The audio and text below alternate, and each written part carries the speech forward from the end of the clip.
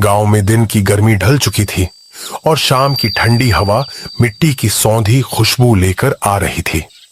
ये शाम बाकी शामों से अलग थी। हवा में एक अजीब सी बेचैनी थी।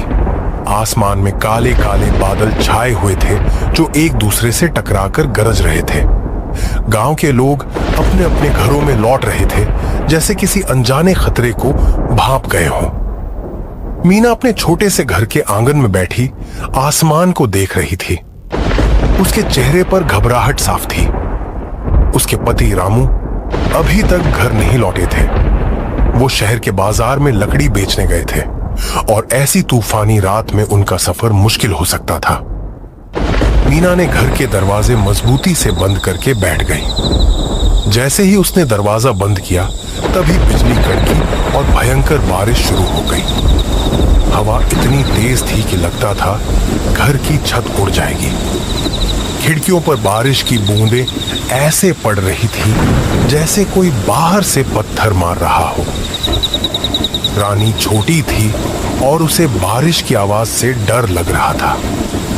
माँ, बापू कब आएंगे? जल्दी आएंगे मेरी रानी। लेकिन मीना के दिल में एक अजीब सा डर बैठ गया था। उसे याद आया कि गांव के बूढ़े लोग कहते थे कि ऐसी तूफानी रातों में जंगल के रास्ते पर एक भटकती हुई आत्मा निकलती है। वह आत्मा उन लोगों को ढूंढती है जो अंधेरे में अकेले होते हैं। वो उनकी आवाज की नकल करती है और उन्हें अपनी तरफ बुलाती है। रात गहरी होती जा रही थी। बारिश का शोर अब कानों को भेद रहा था। तभी दरवाजे पर किसी के खटखटाने की आवाज आई। कौन है? मीना, मैं हूँ रामू। मीना का दिल धक से रह गया। वो सोची कि कोई भूत है, लेकिन ये तो रामू था। मैं दरवाजा खोलती हूं, ये कहने के बाद वो दरवाजे की तरफ बढ़ी। लेकिन जैसे ही उसने दरवाजे खोला चाहा, रानी ने उसे पीछे से कसकर पकड़ लिया। नहीं माँ, मत खोलो, वह बापू नहीं है। मीना चौंक गई। यह तुम क्या कह रही हो? रानी ने कांपती हुई आवाज में कहा। जब वो बोल रहे थे तो उनकी आवाज बहुत अजीब थी, जैसे कुएं में से आती है। मीना ने रानी की बात पर ध्यान दिया और उसका दिल बैठ गया। उसे याद आया कि गांव के लोग कहते थे कि उस भटकती आत्मा की आवाज में एक अजीब सी गूंज होती है जो किसी भी इंसान की आवाज की नकल करने के बावजूद नहीं छिपती। मीना दरवाजे से हटकर घर के एक कोने में अपनी बेटी के साथ दुबक कर बैठ गई। बाहर से आवाज फिर आई। मीना, क्या हुआ? दरवाजा खोलो, बहुत ठंड लग रही है। इस बार आवाज में थोड़ी तेजी थी। मीना ने चुप रहना ही बेहतर समझा। वो जानती थी कि अगर उसने दरवाजा खोला तो वे दोनों कभी जिंदा नहीं बच पाएंगे। बाहर से अब कोई आवाज नहीं आ रही थी। सन्नाटा छा गया था, सिवाय बारिश के शोर के। मीना ने सोचा कि शायद वो आत्मा चली गई है। उसने रानी को देखा जो अब सो गई थी। उसने भी आंखें बंद कर ली और भगवान से प्रार्थना करने लगी। सुबह जब उसकी आंख खुली तो बारिश थम चुकी थी। सूरज की पहली किरणें घर के अंदर आ रही थीं। मीना ने दरवाजा खोला और बाहर देखा। आंगन में कोई नहीं था। दूर से गांव के लोगों की आवाजें आ रही थीं।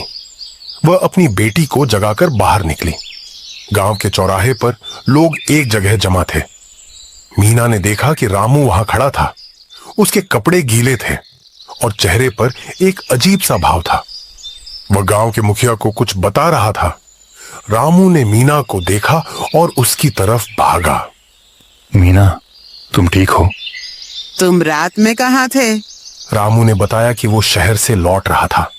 तभी तूफान शुरू हो गया।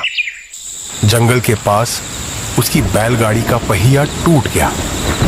वो उसे ठीक करने की कोशिश कर रहा था कि तभी उसने दूर से किसी की आवाज ही सुनी जो उसे बुला रही थी। वो आवाज अब बिल्कुल तुम्हारी तरह थी। वो मुझे जंगल के अंदर बुला रही थी। मुझे लगा तुम खतरे में हो, इसलिए मैं उस तरफ जाने लगा। लेकिन तभी गांव के एक बूढ़े आदमी की बात याद आई। जो कहते थे कि ऐसी आवाजों के पीछे कभी नहीं जाना चाहिए। रामू ने आगे बताया कि उसने हिम्मत करके उस आवाज को अनदेखा किया और रात भर एक पेड़ के नीचे इंतजार किया।